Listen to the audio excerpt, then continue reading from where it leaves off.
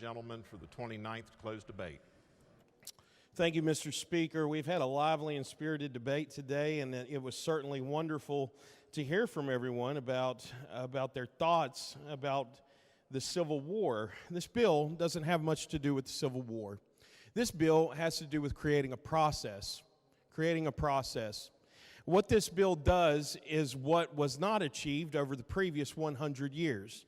I find it interesting that the minority has sat here for the last 2 hours lecturing us on a monument that sat there for the 84 years prior to Republicans even being in control. And they did not manage to remove it. But what this bill does today is actually puts into play the ability to remove something that is offensive to everyone, that we could unanimously decide there. It gives a process for it. It gives an application for it. It gives municipalities a role in it. It gives people a role in it. It gives the state curator a role in it. It's not decided by the people in this body. It's decided by the historians that we've appointed to protect the history and promote the history of our state. This is not a racist bill. Hitting green on this bill is not a racist move. The sponsors are not satanic.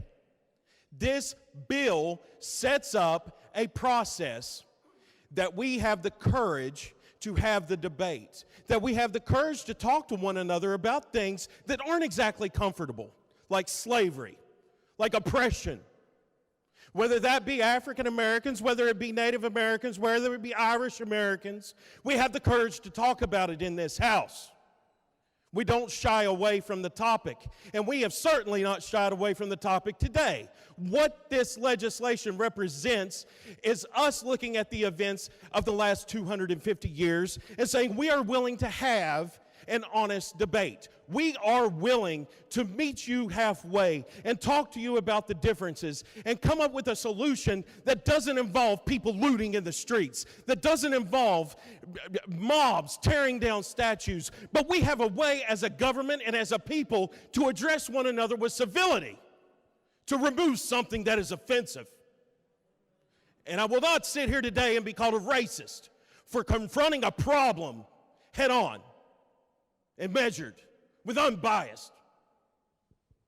A yes vote today is a vote for courage. It is a vote that you have the courage to have a tough conversation, that you have the courage to have a tough conversation with the folks at home.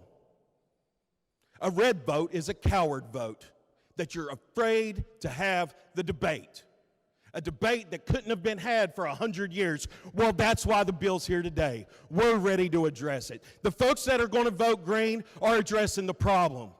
We're not going to hide from it. We're not going to stand in the back and just pretend like nothing's going on. We're going to meet it head on. We're setting up a process, and that's what this is about. For those of you who are courageous today, I'd encourage you to vote green. This is a great bill. This is good for our state, and it's good for the people to have a process by which that old wounds can be healed, scars can be closed, and we can communicate with one another. Thank you, Mr. Speaker.